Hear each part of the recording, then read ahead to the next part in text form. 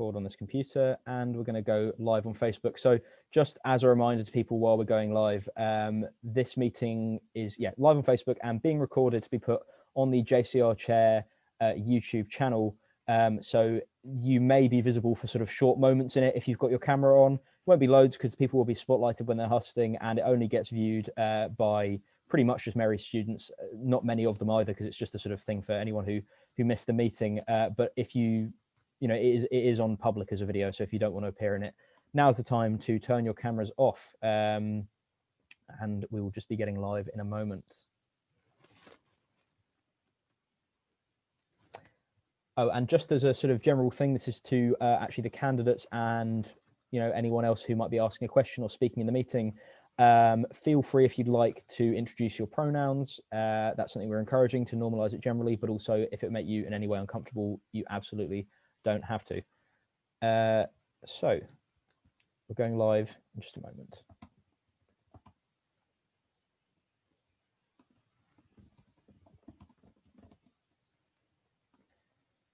And so I'll mention this all once we're live, but there's several ways to ask questions as usual.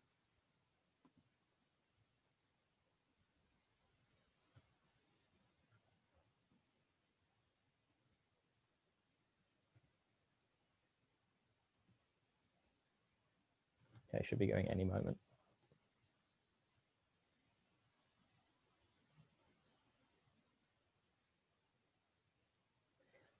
Okay, I believe we are live on Facebook. Helena, if you wouldn't mind just checking that. But hello to anyone and everyone who might be watching there. We're going to get a move on because it's taken a few minutes to get going. So welcome to the meeting. Questions can be asked via the Zoom chat, the Google form link, which I'm just about to put in the Zoom chat, and that's especially good if you want to remain anonymous. You can also ask in the Zoom chat to be unmuted, and if you're watching on Facebook, then you can ask in the chat on the stream, and we'll be keeping an eye on that as well. So we will get going through the agenda now. Minutes of the last meeting are available on the JCR website. There are no matters arising. JCR announcements, there are none. And questions of officers, we didn't get any submitted in the end, but just as a reminder, for the next meeting, you can submit those before 12 noon on the day of the meeting. Be any general questions about college life and so on, anything you want answered, and we will direct those towards the relevant JCR officer, but none for today. So we begin with a motion. And this is the motion to automatically offer minority officers positions on the Freshers Representative Team. You can find the text of that motion in the appendix at the end of the agenda, which has been sent out via email. And I believe Alicia Bickerstaff is going to read it. If I'm wrong, please. Yep, Alicia, brilliant. So if you'd like to unmute yourself and just whenever you're ready, go ahead with the motion, then we'll have questions after. Yep. So this is a motion to so firstly, my name's Alicia. I'm the LGBT rep this year, and my pronouns are she, her.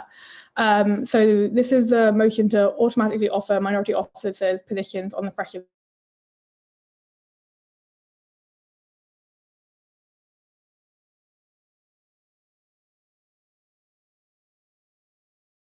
Sure that every minority group has adequate support and representation that is necessary to build a more inclusive and welcoming environment at Mary's.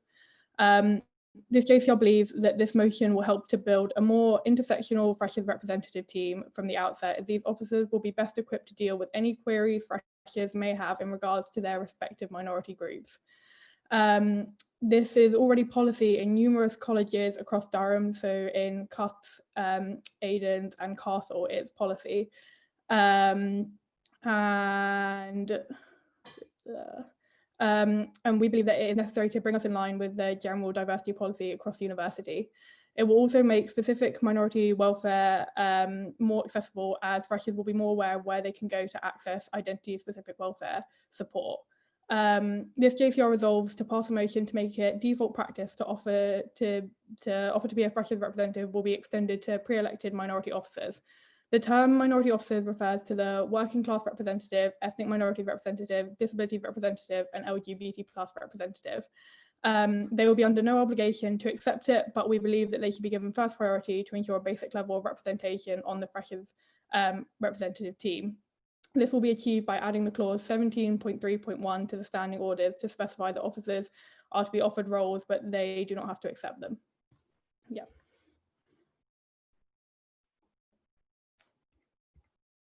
Brilliant. So I was muted. Thank you, Alicia. Right, I'm going to try and remove the spotlight now, and that should hopefully have worked if I know how Zoom works. So if anyone's got any questions for Alicia about the motion, just as a reminder, you can ask in the Zoom chat. You can mention in the Zoom chat if you want to be unmuted. You can also ask in the Facebook live stream chat and via the Google form. And just because this is the first motion or HUST of the night, we're going to give it a little bit more time for the questions to come in, just because people might just be kind of getting started, but feel free, anyone, to let us know if you've got any questions. I'll just keep an eye on all the sources of it. Here we go. So actually, just while we're waiting, I'm going to put the link for the Google form in the chat again, just in case anyone joined since I last posted it.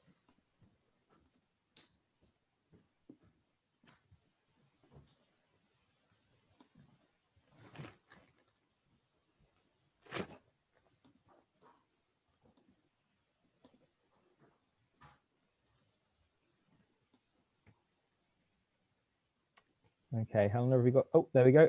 Yeah, Joe Castledine has got a question. Joe, if you want to unmute yourself, go ahead. Yeah, just a really quick one.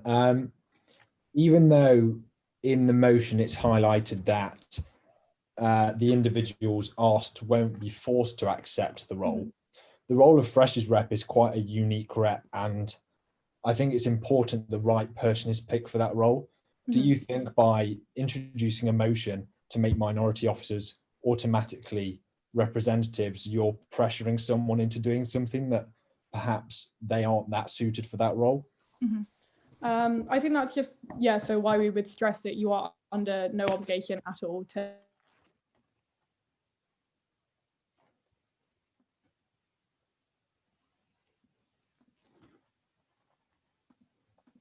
just so that people don't feel pressured into accepting something they don't think so. Think that they'd be like better, but don't accept a position they necessarily think they would be able to fulfill in terms of like fresh representatives.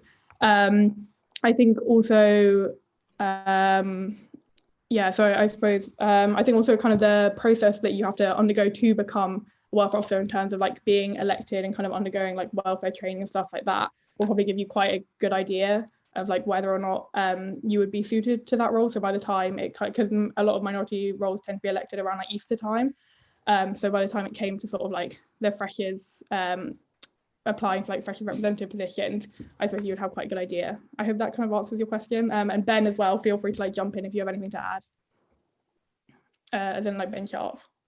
Yeah, I mean, it's not it's I feel that if you're elected to JCR, you are probably suitable enough to be a FREP. I mean, a lot of other colleges, you take John's for example, the JCR the FREP team is entirely made up of members of JCR. Now, I don't want to stress that you can be part of St Mary's College without being part of the JCR. That's true, but the JCR is still very integral to what Mary's is. So I think the two sort of go hand in hand, in my opinion. And I think, yeah, also like the system already, obviously like with welfare officers, I think, correct me if I'm wrong, but I'm pretty sure welfare officers automatically get put on the freshers representative team, and that already works quite smoothly. And from what I've heard from talking to other colleges, especially like Aidan's, they say that it tends to work quite well and there haven't been like too many issues so far. Yeah. Brilliant, thank you. And as I should have pointed out, that's Ben Sharp, Disabilities Representative, sort of co-presenting this meeting, this motion in the meeting. So I don't know if we've got any more questions. I think most of them probably would have come through by now. Doesn't look like there's any on the Facebook or the Google form. So unless there's any last minute ones that people want to ask in the Zoom, I think we will probably move on. Okay, brilliant. Thank you both for coming onto the meeting to present the motion. And we will now move on to our next item, which is the election for Assistant Treasurer. So we've got Richard Biakowski here. So Richard, if you wouldn't mind unmuting, and I'll try and spotlight you, but I think that didn't quite work last time. There we go. You should be spotlighted here. So whenever you're ready, 3 minutes for your host. Hi, I'm Richard and my pronouns are he, him. I'm a business and management second year with interest in finance. I love Mary's, so I'd love to use my skills to improve Mary's as assistant treasurer for the JCR. I already have some experience of the JCR finances as cricket treasurer and also as president of darts. So I feel as though this knowledge will enable me to have a good understanding if I become assistant treasurer. I also, as part of my subject, I also have experience analysing balance sheets and income statements of major companies. And I also have completed some work experience with an assurance team, completing financial tasks in a more professional setting. My main ideas for the role are improving the transparency of payments for JCR members so that JCR members have a better understanding of where their money goes to. Also, I'd like to make sure that during COVID, funds are still being allocated to benefit all JCR members. And also I want to make sure in the future that funds benefit all members and not just those who are part of major societies. Thank you, and that's the end of my host. Brilliant. Okay, thank you, Richard. So if we've got any questions via the chat, the Facebook, the Google form and all of that, everyone feel free to mention any of them just now, and I'll just keep an eye on that for a moment. I'll remove the spotlight now so that if anyone wants to pop up and ask a question, they can do so visibly if they want to, and we'll just give that a minute.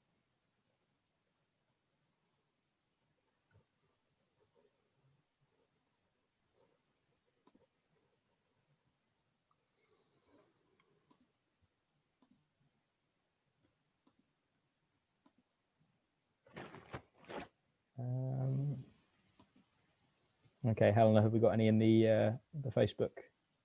Nope. Let's give that just a couple of seconds more, but it looks like you might have gotten away without any questions.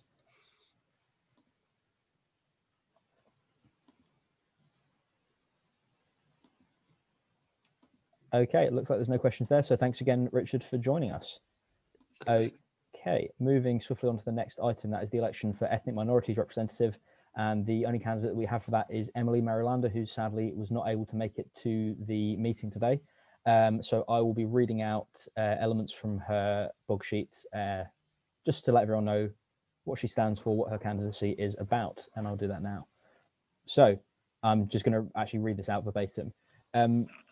Emily's experience is being communications officer for the St Mary's Ethnic Minorities Association 2019 to 2020, being on the campaign team for Eduardo Enamorado for the president of the Durham Union 2019 to 20, and being the sponsorship and publicity officer for the Durham University Latin American Society 2020-2021. Her ideas are continuing to implement the zero tolerance policy, fostering an inclusive and diverse community in Durham, building a strong social media presence for the association, implementing an anti-racism and cultural competency training for JCR members, creating a safe space for ethnic minorities in St Mary's College, signposting other ethnic minority associations that are university-wide. And then this is a quote: "I believe I am the ideal candidate for the position as I've established connections with similar ethnic minority associations across colleges and university-wide, including the Durham People of Colour Association. Finally, I have an understanding in what it means to be an ethnic minority in Durham, and so I'm immensely passionate about creating a comfortable space for all ethnic minorities in St Mary's and across Durham." So that is Emily Marilander, and that information will also be on the election page that will go live just as this meeting comes to an end. So we can then move to the next item, which is our first contested election of the year, which is always a very exciting moment. So this is the election for Assistant Welfare Officer, and we've got Charlie Harris and Josh Papp running for the role. We'll hear from each of them in turn, and then we'll take questions afterwards. If anyone thinks of any questions, by the way, before the husks are finished, feel free to put them in the chat, put them in the relevant channels, and I'll ask them still once the husks are done. So don't worry about being early if you'd like to. And we will start with Charlie Harris. So Charlie, I'm going to spotlight you now, and then if you would like to unmute yourself and go ahead, 3 minutes for each host and 6 minutes for questions. Cool. So hi everyone. For those of you who don't know me, I'm Charlie, pronouns he, him, and I'd love to be voted in as the new Assistant Welfare Officer. First of all, why should you vote for me personally? I see WAM service as being integral to Mary's College, so I'm really eager to see it improve and kind of maintain its quality service over the next year. These are going to be really tough times heading into next year, and I think a welfare team which meets these challenges is one which will help the college thrive. I also believe I'm organised, a good team member. As B team football captain this year and a FREP, I've shown what it's like to be part of a group, as well as being the kind of like forefront of an operation. think this translates well into working with other welfare officers in the committee, as well as showing that I've been in positions where welfare matters previously in the past. However, most importantly, I believe I'm kind of caring and approachable person. I frequently spend time looking out for my mates, and I kind of pride myself on always being there for them. So to have the opportunity to use this experience to help a wider number of people would really mean a lot to me.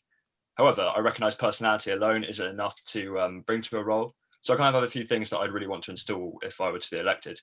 The first of these is WAM walks. COVID restrictions are going to continue into next year, so I think it's really important we still offer opportunities to get outside, both for physical and mental health. Sorry. Face-to-face drop-ins for some are kind of intense, and especially over Zoom as well, you don't really get that sense of connection you might do in person. So I would propose that students would be able to book a welfare walk. So you contact an officer and arrange a time to go walk around Durham. It's incredibly pretty. It would get you a chance to get outside, clear your head, and encourage a more open conversation that would be had with masks inside. Secondly, I'd like to see more wider college involvement with WAM. The officers and the committee themselves do a great job of representing Marys, but there's no reason this shouldn't be extended further. I think this could take the form of more formalised feedback, so in the form of Google Docs, rather than just texting people you know in committees. I think there should be more of an opportunity to provide material for campaigns.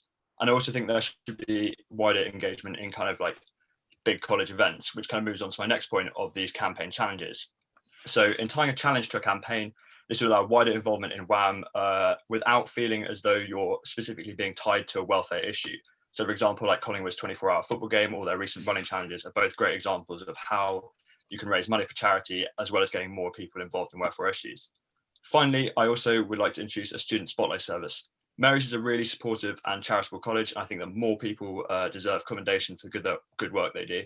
So I think WAM's presence in college and on social media could definitely be utilised to kind of put a spotlight on certain students and both praise them for what they're doing, but also raise awareness of what they're doing.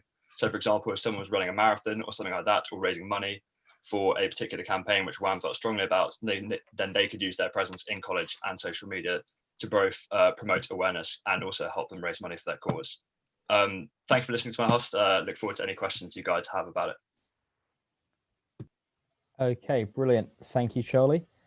So now, Josh Papp, if you could unmute yourself, and hopefully you'll pop up at the top of my screen because it's gone slightly funny from spotlighting. But hang on, we'll just wait for that to happen. Josh, could you just say hi just so that you go to the top of the screen, I think? Is it working? Oh, I can hear you. Sorry, this is technical difficulties now. Hang on, I just want to try and spotlight you so that everyone can see. I don't know why this is being funny with me. I'm going to have to manually scroll through. Sorry, give me one moment. There we go. I can see you there. Okay. There you are. Brilliant. Sorry about the delay there, Josh. Whenever you're ready, you've got 3 minutes for your host. Thank you. So yeah, my name is Josh, pronouns he and him, and I would really like to be your assistant welfare officer. I think it's a role in which I'd be well suited to really help people. I myself, a few years ago, had to drop out of Exeter University because of dealing with some physical health issues and some mental health issues. And I didn't feel like there was anyone there at the time to really support me. And that was a massive shame. So I would like to be that person that people would be able to come to if they were feeling that way. I don't think anyone at Mary's deserves to feel like I did at that time. And I feel as though in that time I've learned a lot from that experience, practical tips, dealing every day with a long-term health condition. And I would like to advise people who are in a similar position to myself. And not only do I have some experience from my time at Exeter and being here, but I've had to go through all the college and university bureaucracy around the disability support stuff. So I'd like to help people who are in a similar position with getting through all of that. And any problem, any matter, big or small, to the person, I would like to be there to listen and maybe offer advice if that's what they wanted. If they didn't want any advice, just there to listen properly and empathetically. In terms of ideas, I want to do a buddy system. I want people to be able to come to me with their interests, because it's been hard to meet people this term, and I could kind of confidentially point them over to somebody else who's perhaps feeling lonely, and to try and get a buddy system going. I would continue to do drop-ins online, even post-COVID, because I think for some people, when you're feeling in a dark place, ease of use is the most important thing. So I want to be there instantly. I want to also do some wholesome events. Netflix parties at the moment because of COVID, but maybe going forward, cake in the JCR, that kind of thing. And it's really important to keep moving. That's always been something that's helped me. So I'd like to run throughout the year, but also especially at some time, yoga, meditation, maybe some walks, all of that sort of stuff, just to keep people going. After Exeter, I really needed to go to university that was supportive, and that's what Mary's advertised itself as. And I'm normally cynical, but it actually really was. It was really welcoming, and it helped me so much. So if I can make Mary's even a little bit nicer, or just help one other person, it would all be worth it to me. That would mean the world to me. So thank you for listening, and if you have any questions, I'll be happy to answer them. Brilliant, thank you, Josh. So if anyone's got any questions for both of the candidates, just as a reminder in terms of the order, we will start with Josh answering the first question and then Charlie, and if there's any more questions, we'll go in the opposite order, and it's 3 minutes per candidate for questions. So we have actually got up to 6 minutes if there are enough questions, and I'll start that timer now. So has anyone got any questions to begin with? Can I just jump straight in, Ben? Is that all Yeah, right? of course, absolutely.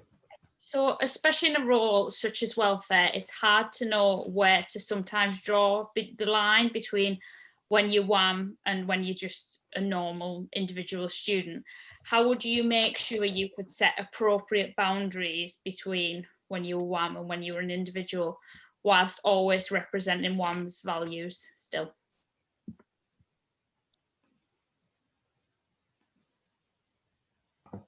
To answer that question, let me think. You know, I think it's just a case-on-case situation as they come. I think I myself understand what is, you know, no, you know what? I don't know the answer, and I'd be lying if I did. I myself believe that I know the boundaries and what is appropriate and what isn't. I can, you know, I don't know what definitively those things are. If I need to be taught them, I will learn them, but I'm not going to lie and say I know what those are at the moment. That would be my answer. Okay, and Charlie? I think it's all about using common sense and sort of using the values that like Mary's espouses, because I think that as a welfare officer, you don't suddenly become sort of, you know, on another higher level to the average Mary student. Like, we should all be striving to kind of represent the values that Mary's holds true. And it just so happens that as a welfare officer, you do so on a more sort of spotlit platform. So I don't think there's ever, you don't need to sort of turn on and turn off, as it were, as to be a welfare officer, because I think that if there's a certain issue in sort of everyday life where you'd feel uncomfortable, you would also hope that other Mary students would feel uncomfortable. And so intervention shouldn't be done just on a welfare basis. Just because you're an officer, you'd hope that other people would also join in with you or even intervene themselves before you do, because we should all be sort of in this together, as it were, and trying to strive for the same values. Okay, thank you, Charlie. So have we got any more questions coming in? Yep, question from Joe Castledine, feel free. Okay, so a bit of a long one, a long-winded way, but a simple point. The value discussion and modelling of consent is an integral part of what it means, not just to be a JCR member, but a welfare officer in particular in this situation. Why do you both think consent is such an important value to model? Sorry, is it me first? Yeah. I think consent is really important because it also boils down to effective respect for an individual, because in consent between two people, that's an acknowledgement that they both have respect for one another. And I think that only through respect can we actually sort of function as a college and, you know, function as a healthy environment, because respect covers all boundaries. It covers consent, and it also covers a lot of other issues within social interaction. So I think consent is really, really important upon that basis, that without consent, you cannot have respect for another member of the college.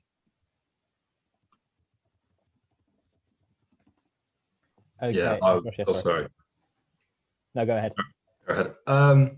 Yeah, no, I kind of just have to mimic what Charlie said. It's everything. I've heard you know, horror stories over the years when consent is not fully understood and is broken down, and it's mortifying to hear. It is everything, and like Charlie says, it is respect for somebody as a human being, and you know, you have to model it in every way. There can be no, you know, no skimping with consent. It is everything. Simple as that. Okay, thank you both. So we've got time for one or two more questions if anyone's got any. I'll just keep an eye on all the channels for that.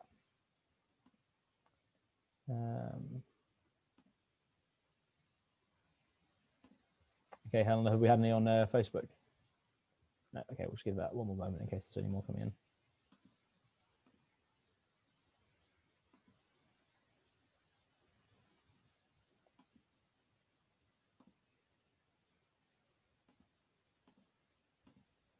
Okay, that seems like then that's all the questions we'll be getting. So thank you both for your hosts and for answering those questions.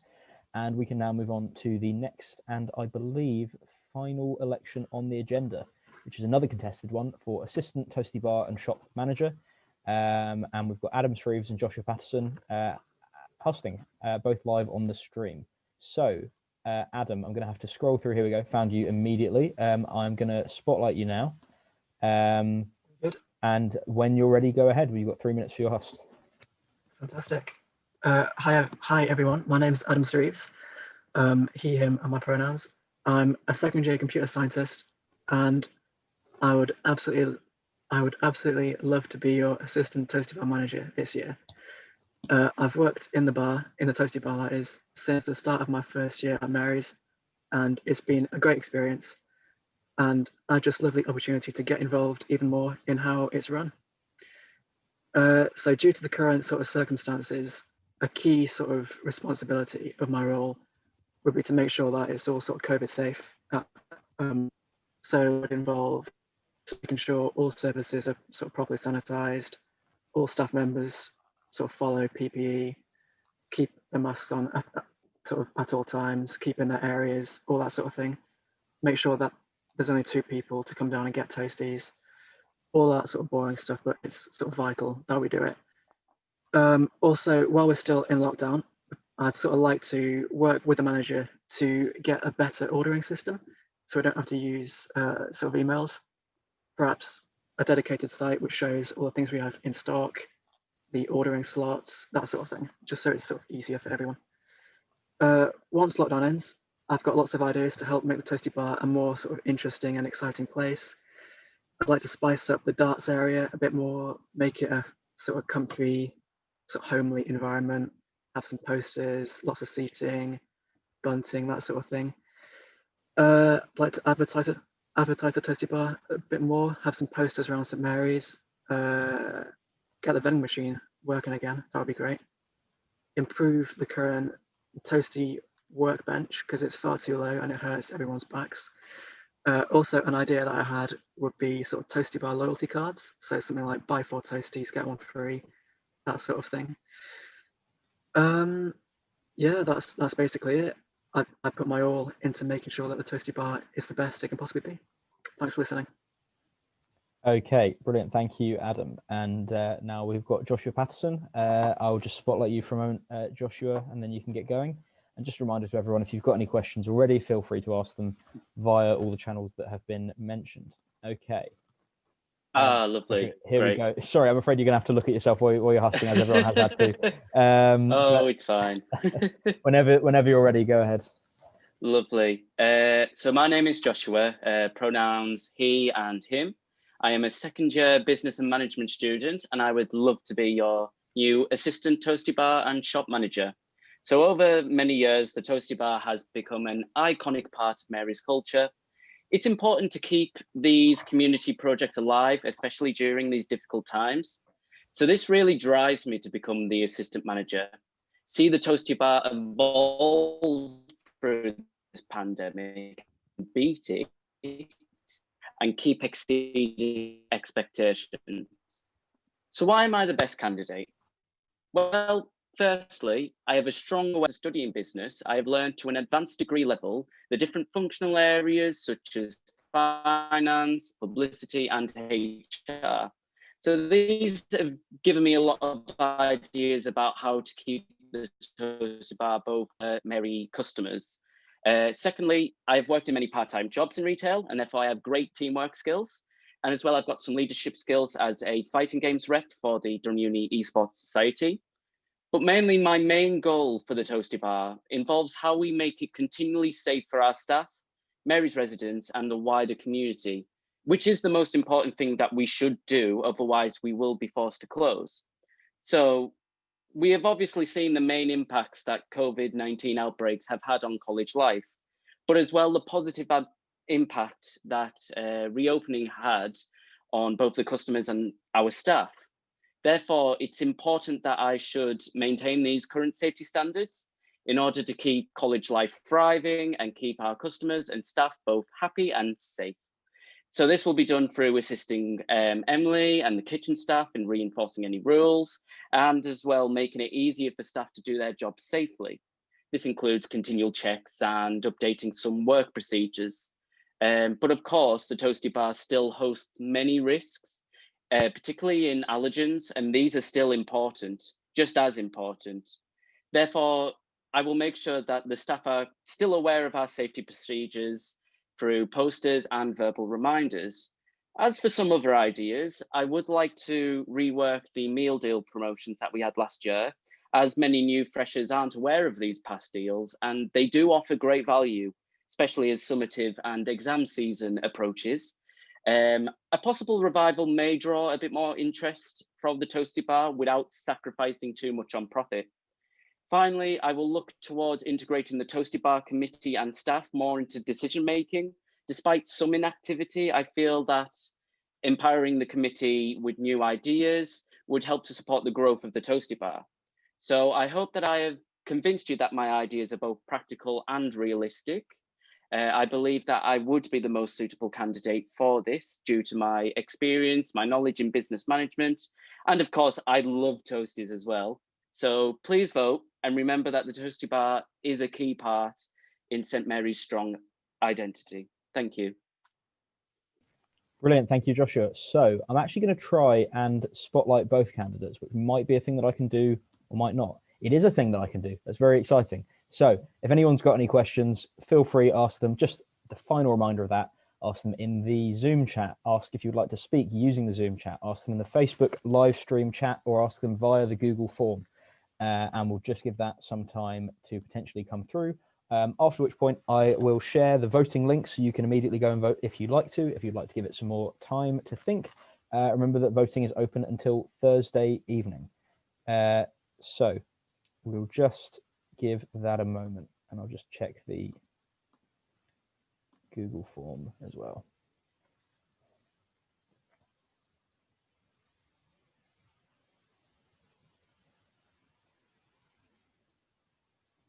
Okay, the classic question to both candidates, which I don't think you can really escape if you're running for a Toasty Bar role. What is your favorite toasty? We'll start with Joshua and then go on to Adam, and then for any other questions, we'll go in the opposite order. So Joshua, what is your favorite toasty? So I know that if anyone was here for the last election that we had for the assistant Toasty Bar manager, I said that I originally loved s'mores, which I still do, but now I have a very much soft spot for the manager's special. Just the kind of mix of the meat and the sauces and the crispiness of the onions, the very distinct like smell you get from it as well. And it's one of those toasties that are actually fun to make yourself, which just makes it a lot more rewarding to eat. Okay, and Adam, same question to you. What is your favorite toasty? Didn't actually hear what Josh said there because my internet went down a little bit, but hopefully I don't say the same thing. My favorite toasty, I might get a lot of flack for this, but it's cream egg, mozzarella cheese, and bacon. I'm a great sort of believer in sweet and savory in the same toasty. The flavors just intermingle very, very nicely. Give it a go. It should be on the specials menu. Okay, two very well put forward ideas for the best toasty. So here we go. Actually, okay, I'm just going to adapt a question that we've had and I forgot to mention this. This is on me. We can't ask questions that are addressed to individual candidates. So I'll just rephrase that to both of you. Have you estimated the costs of any ideas that you have to do with the Toasty Bar, and how that would broadly affect the budget? And so we will start with Adam here and then go back to Joshua. Feel free to take a second to think about this. I know it's a question that might require some thought. I mean, I've not specifically estimated the cost of all of my ideas, but at the minute, the Toasty Bar does make quite a good profit. And I feel like some of my ideas that I've mentioned, like for example, the sort of loyalty cards, the benefit that they could bring, which is sort of getting more people down to buy more toasties, would definitely outweigh like one free toasty every 5 toasties, that sort of thing. Plus, it's just the whole sort of benefit of turning it into a nice atmospheric place once lockdown's over, of course, which I feel is more important than sort of making a huge profit. Okay, and same to you, Joshua. So a lot of the main ideas that I've put forward don't really have a massive cost attached to them, really. The main reason for this is because during these times, we don't really know what the kind of average sales that we may be getting throughout the week. I know that particularly this week, well, the first week that we had, sales were really good, but some nights they were very low as well. It just depended on when people were ordering. So we need to kind of build that establishment first, how much average we're getting. So that's why my ideas are very much on a lower side. So we can still implement them. We can still gain the kind of benefits for both the Toasty Bar in terms of profit, but as well the benefits for our customers and our staff. So we can still gain them without blowing the budget, really. Okay, thank you both for your answers. So we've just got a little bit more time. If there's any other questions coming in, I'll just keep an eye on all the channels for that. Helena, have we got any on Facebook? No. Okay, we'll just give it one more moment there, and I'll get ready with the voting link, which I'll also post on Facebook, and there'll be plenty of reminders for that. Instagram as well. So I think we're going to move on. Yeah. So there's been no more questions. Thank you both for your time, and I'm going to try and unspotlight you both there. See if that works. There we go. Okay, hopefully the spotlight should have been removed now. So I'm going to post the voting link. Hopefully this works. I've tried to make it go visible during the meeting, but if anyone wants to vote straight away, feel free to go. And as a reminder, the manifestos are all visible under the candidates' names, and for the motion, the text of the motion is available under the yes option. There's under the manifesto option there.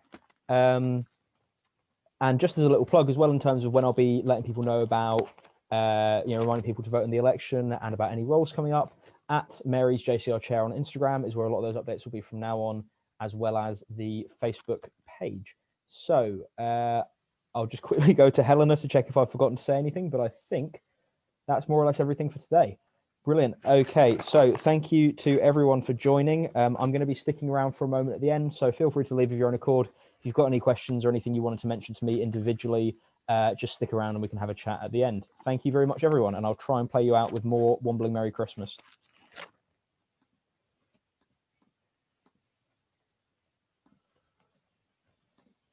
Oh, it's not working. Hang on. Okay. This should work, hopefully. Ignore the text. That's from before.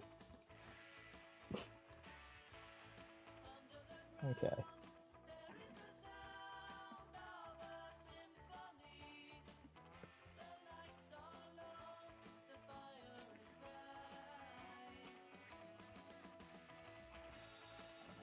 Okay, I mean, people are sticking around. It's either, 20 people want to ask questions, or everyone just really loves the Wombles. Just FYI as well to the candidates, you're free to go if you wanted to head out. That's absolutely fine. And I'll be in touch on the Facebook chat that I've made just with the next steps. But if you do want to stick around, that's absolutely fine. Just listen to a bit more of the Wombles, give people time to go, and then mention the questions.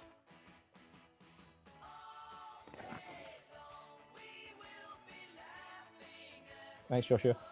No worries. Ah, thank you, Matt. Always nice to hear. Okay. And during the saxophone solo, I think we'll play that out. Okay. Right. Who have we got left? How many people have we got left? So we've got 11 people left. Can everyone put up a hand on Zoom or physically put their hand up or anything just to let me know if they've got a question? Oh, I'm still live on Facebook. I'm going to stop being live on Facebook before we do that. That's a very important step. Goodbye, everyone who's maybe still watching on Facebook. And we'll stop recording.